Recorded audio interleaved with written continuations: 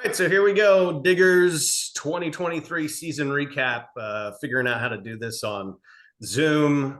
Still working on the technical part of this. A lot of people have figured out how to do podcasty things like this, but I thought, well, with Zoom, we can at least record this and upload this for people to check out who might be interested, or just for our own sake to go back and watch. But 2023 coming to an end. Christmas is like less than a week away, and just want to kind of go over how each of our seasons went this year, like what maybe our goals were to start out, where we thought we would end up this by the end of the season, what curveballs maybe came our way, some of the highlights from the year, and I don't know, maybe a couple of stats if we keep some of those. So I figured we go all around from West Coast to Midwest to East Coast and figure out, how everybody ended up. So Dad, we'll start with you. You had a pretty different season. If anybody had the most travel miles this year, it was probably you.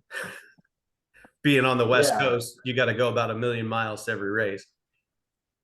yeah. Unfortunately, there aren't a lot of tracks close to me. So, and I've been following the NHRA's divisional and national event schedule, which takes me all over the place. Oh, yeah, great. My phone just moved. Uh, Technical difficulties. Um, yeah, first off, just for some people, I know we have some people that watch our channel that wonder why do you even call this diggers? You know, that's a they great point. Yeah. but Yeah. the slang term for dragsters, rails, slingshots, diggers, this all developed back in the 60s, maybe even in the late 50s. So that's where we come up with the term diggers as kind of a slang term for dragsters. So that's how we ended up with that terminology.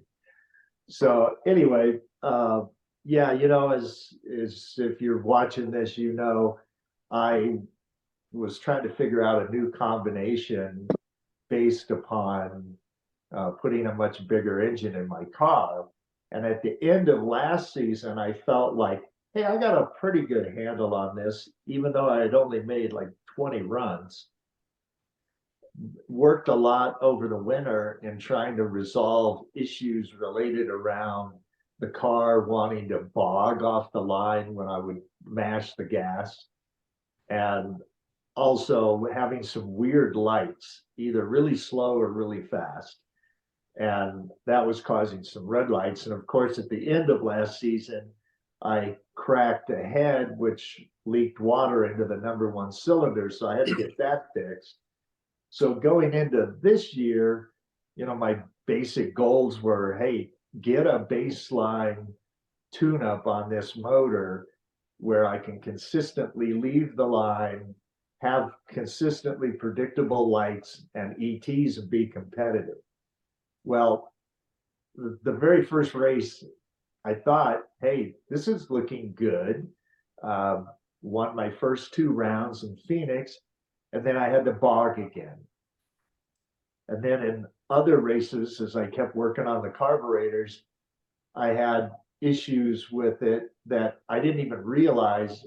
Downloading my information, I could see that it wasn't coming up cleanly. Even when it didn't bog down enough to affect the run, it still was dipping down and getting back up just before it left. So uh, basically, the first half of the season was still trying to resolve kind of problems coming out of last year.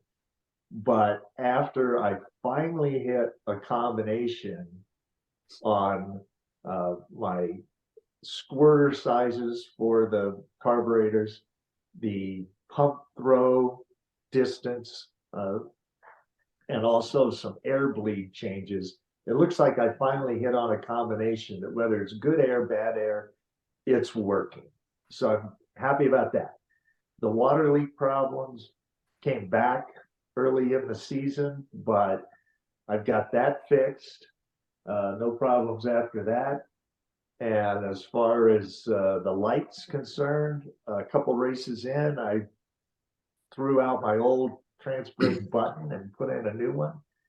And since then, it's been pretty predictable and consistent.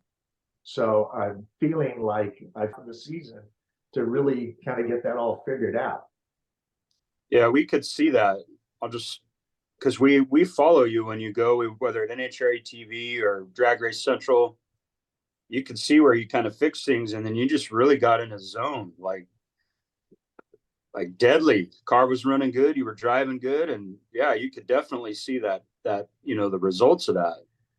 Talk a little bit about your combination, because I think, looking at what you're doing in Top Dragster is a little unique than I think what most of the field is doing these days. Not to say there isn't a few guys out there running a really large displacement engine, but I mean, you were doing it this season just NA, naturally aspirated. And it was, I thought, impressive when you would send us your time slips and stuff, just how tight it would print those slips when it was on point. I mean, it was really just there every run. Yeah, no, there aren't a whole lot of cars out there that aren't running some type of power adder. And again, for those of you who aren't really all that involved in the racing stuff, we are going to use a lot of terms that you might wonder, what the hell are they talking about? But you can always leave us a comment on any of these videos or posts, and we'll answer them. So don't be shy. For the most part, everybody's either running different types of blowers for forced injection, either screw type blowers, roots blowers, or centrifugal blowers, which are pro chargers. And then a lot of guys like me who run naturally aspirated with 2 carburetors and a tunnel ram, they're using some nitrous. The guy who came in second nationally in our class from up in Washington, that's what he was doing. He was spraying. So there's not too many people out there just trying to get it done with lots of cubic inches like me, but I'm pretty comfortable with that. It's pretty easy to do, but I'll talk about that as far as what 24, next year is going to hold for me. Because to some extent, most times I've been qualifying for either 32 car fields or 48 car fields, or even one race a year we have a 64 car field.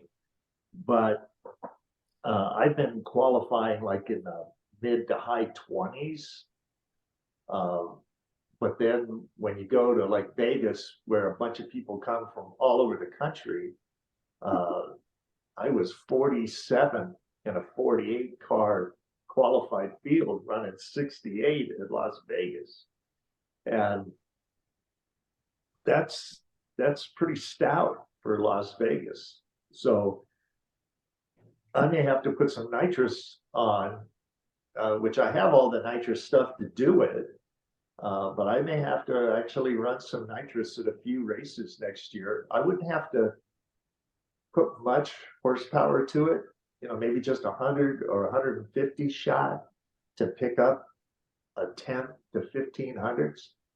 But yeah, it's with everybody putting all these blowers and stuff on their cars, it's not unreasonable to think that bump spots are going to be in the 40s, 640s, maybe even 630s, which is kind of nuts, but it is what it is. Quick little sidebar from your fellow racers out there that you talk with when you're at the track.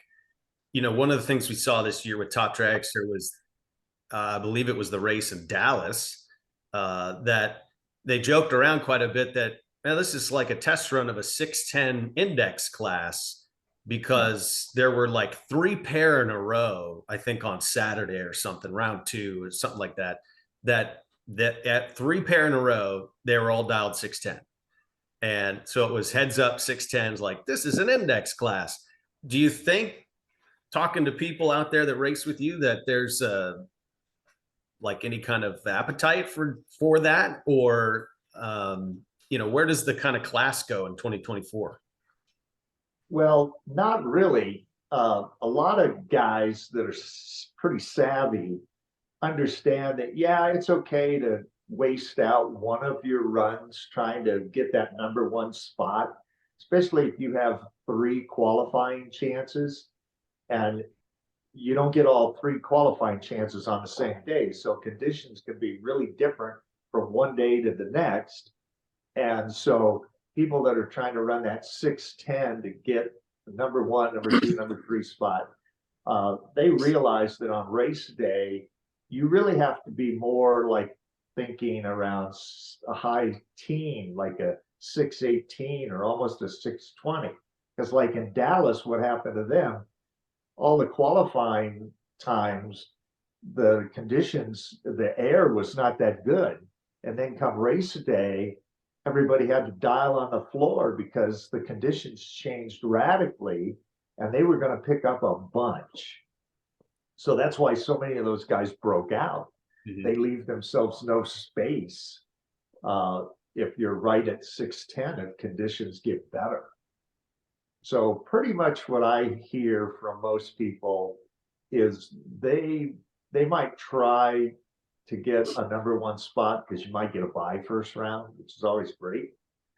But they really want to be in the high teens to give themselves a buffer because so seldom do we ever race on the same day we've qualified. Yeah. So as you went through kind of your season of, getting things sort of sorted out and working right by the end, I mean, how do you see things wrapped up? Pretty happy with how this season went. What were some highlights?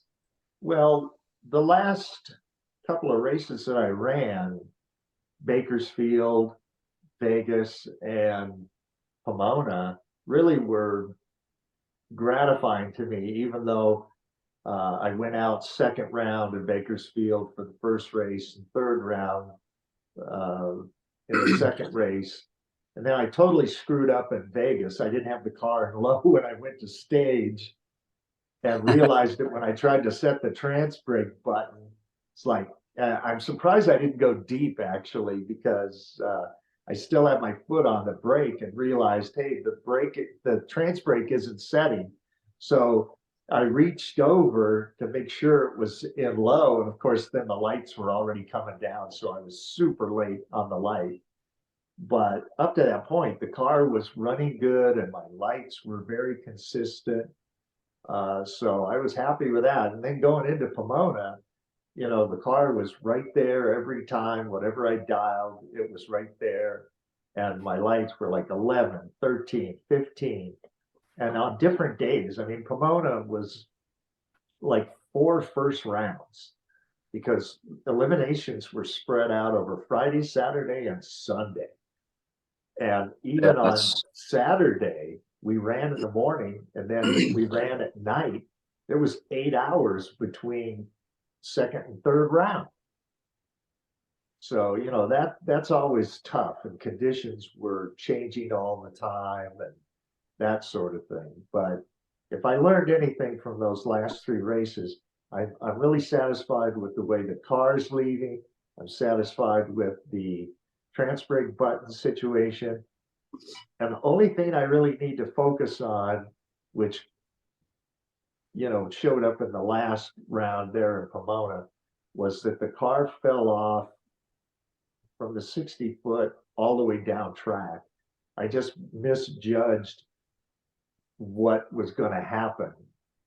Meaning, say that like the night before, I'd run 55 dead in it, and I was dialing 59 going in because conditions had gotten much worse on Sunday. But I only ran 62. So it goes to show you how different things were from Saturday night to Sunday afternoon. Wow. There was a headwind. The barometer had fallen off quite a bit. It was much warmer. Just all those conditions. It's hard to deal with. Do you still feel excitement to get into the car to go to the next race, Uncle? You've been doing this for so long. You still have that fire?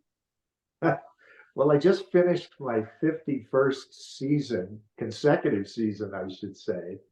Yep. And sometimes it just feels like a job.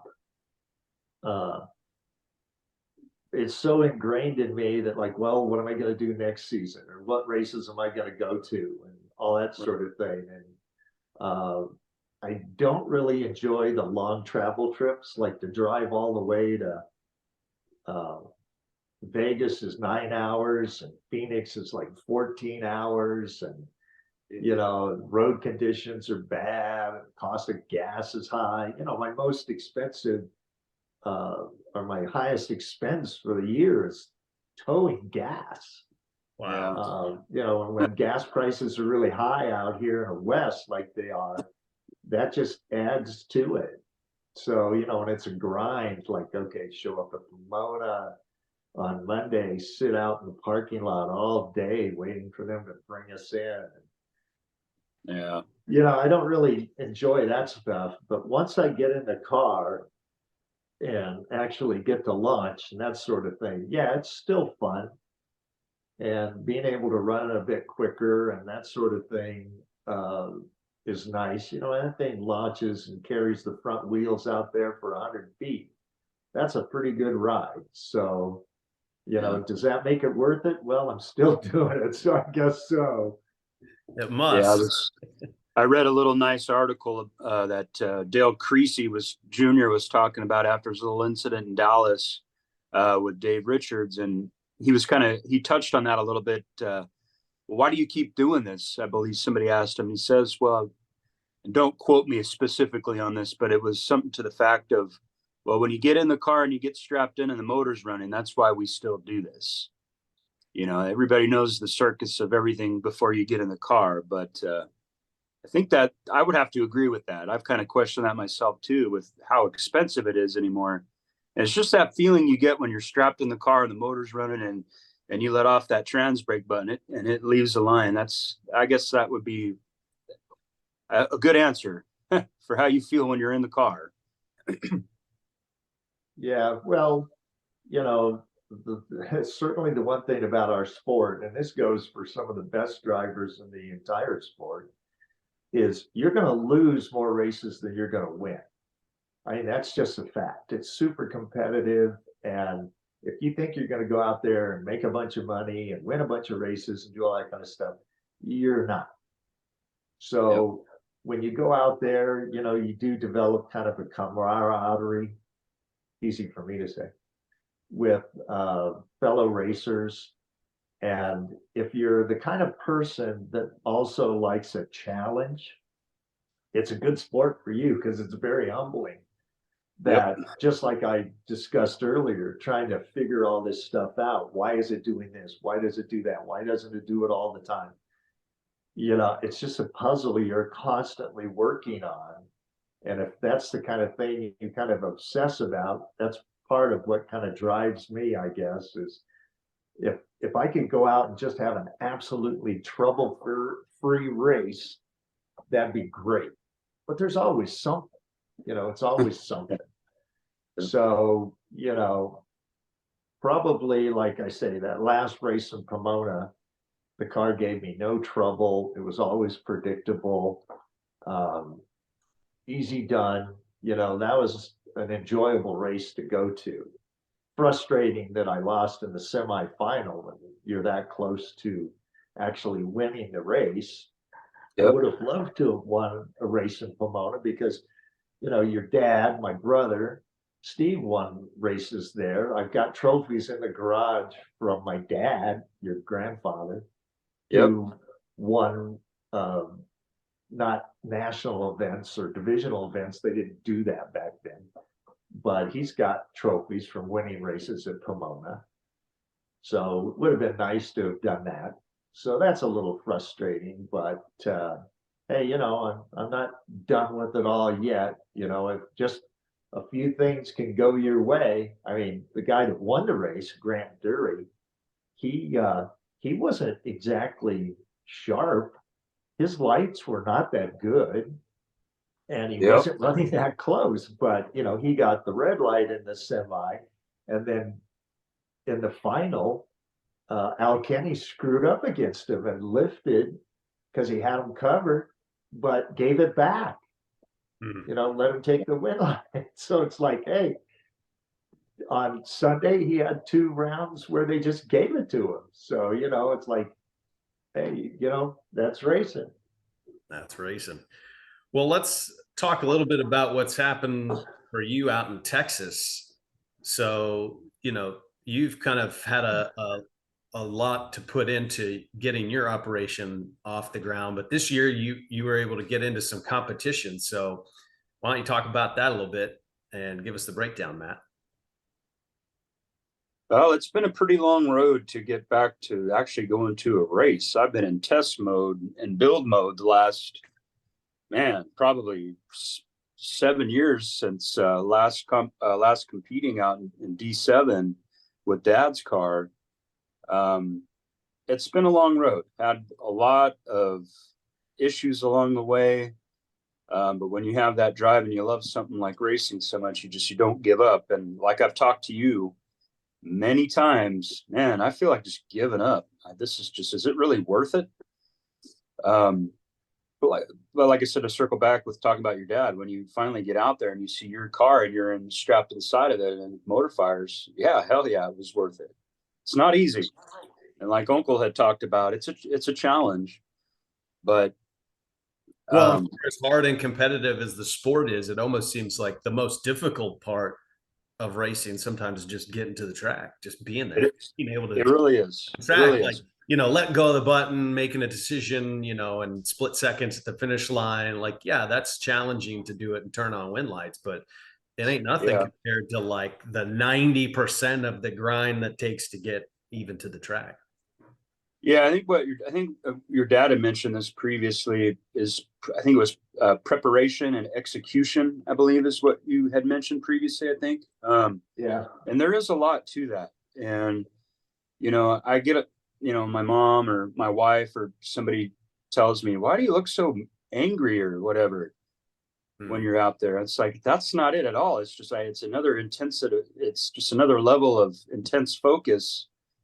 And I probably should loosen up a little bit, but I take it seriously. I mean, I do have fun at it, but I'm not there to just fiddle around. I'm there to win. I mean, that's kind of what our family legacy is about, winning. And it's not everything. And you got to be a better loser than a winner, as sad as that sounds, because that's a fact. You're going to lose more than you win. But preparation, that the first race that I went to with the Midwest Drag Racing Series was, I mean, that meant everything to me to just get out there to be able to compete with what I've had to deal with the car. Buying the car, getting it cleaned up, switching it around for my combination, finding cracks in the chassis, cracks in the motor plate tabs, back and forth trips to the chassis guy. It all just, when you get out there, it's like, okay, awesome. And then, I wanted to change my combination of wheels in the back, and then finding out that I had to change all the brakes over again. And it's been a lot of work. And to finally get out there and just to have a day to where I could just get all that done, not have to worry about it or rush. I got it all done, went out the next day. And like Uncle Terry said a few minutes ago, the car, for the most part, didn't give me any fits other than the fact that I was running the wrong tires. To touch on that a little bit, I was running the bigger 16 little Bubba, and I think it was hurting me a little bit. And I'm trying to get the car to respond and run as quickly as it can NA before I start adding nitrous to it. And I think we're there. But battling that tire at XRP, I'm pretty happy with the results. I just wanted to get out there and compete, and that's exactly what I did. I made a total of 8 runs that weekend, and I worked together a little bit of stats here for me. The non-red light runs, I added up a total of six runs. My reaction time average was about, I figured it was 0:30, which is not the greatest. It's not the worst neither, but I averaged a 4:68 ET. Now it's just the 1/8 mile, not quarter mile stuff yet. My best run was a 4:65. best mile an hour was 149.90, almost 150. So that's pretty solid. I lost the second round, which, hey, that's all right. I was happy. Out here in D4, I raced two of the, I guess you could say, and Uncle Terry probably knows who these guys are. Chance Bullock, raced him first round, got by him, and then the second round I raced J.R. Baxter. He's out here a lot, and he's, from my understanding, he does pretty good out here. So I thought it was a success. What's that? JR finished like 20 something in the nation last year Okay. in HRE Top Dragster. Yeah. And I believe he's either him or his son is a former world champ. So Yeah, he's Rusty. a tough customer. Yeah, they are. They were both there.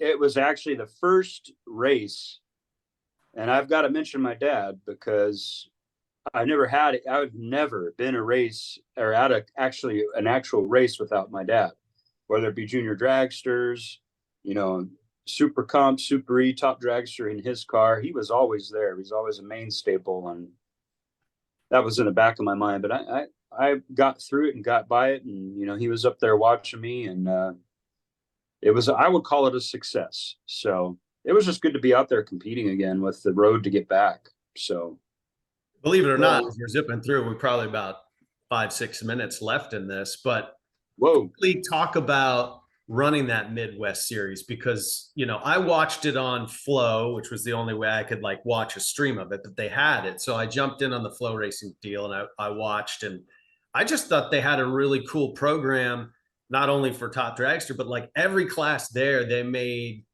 I don't know if it was Flow or the Midwest series people, but whoever was doing it really just made everybody, every category, seem like they were the show. The way they talked it up, the way they showed everything. They even had some stuff in the pits talking to pro mod guys. I thought, well, this is really cool.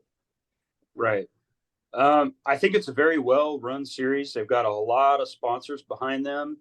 I believe they had full fields in pro mod, not so much in Top Alcohol Funny Car. I know that some races they do, I think, get more than 8. That one, there was only a few.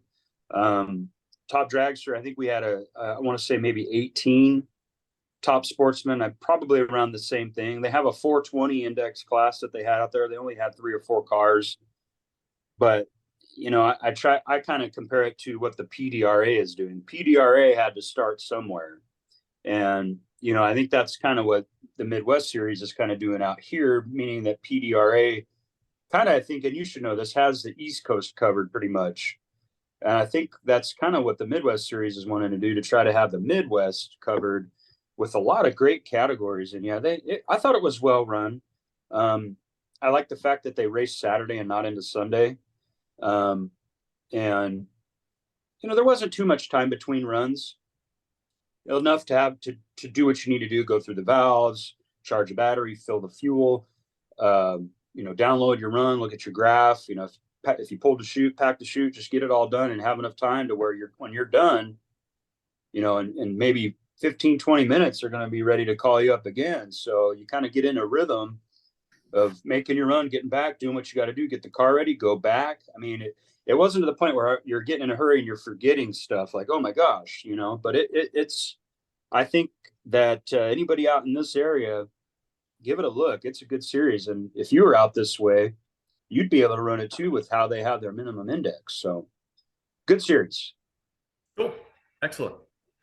Well, I mean, for me, I made a lot of runs, and there's a lot of racing here in North Carolina. So there's no shortage of being able to go out and find a race. So totaling up my stuff, I think I made a total of 70 runs down the track this season, which I think is the most so far for me. In competition, 47 competition runs. But yeah, I got to work on my lights, because I think my average reaction time, in competition, was a 45. So I don't know if I did the math right, but 45. 45. Yeah, I don't know. Maybe that doesn't seem right. And I have a practice tree now, so I don't have any excuse. But practice tree versus on the track is different. You can pick up that practice tree and make 5 hits real fast, and oh yeah, my grouping's my spread's 10. And, my average light's at 009. I'm good, but it's not always that way when you're hyped up and you're on the track. I think you got to give yourself more credit, though, man. I really do. I did log 25 round wins. So like my win ratio wins, to runs made is 53%. So I don't know, you want to call that a batting average or something. It's a little better than half. So, I feel pretty good about that.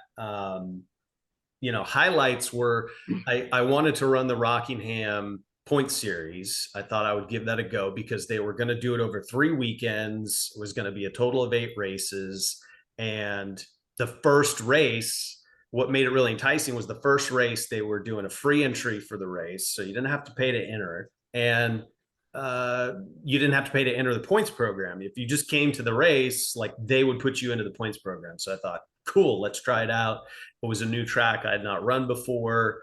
And I really liked the facility. The people who are trying to revive that track are working hard on it. And so I had a good time running there. But long story short on it, I thought, well, after a first good race where which I think was really the best I did out of all my races, was I was in round 5 when I lost, was that first race kind of propelled me into a good spot that I thought, hey, I could maybe do well enough to finish in the top 10 for this point series.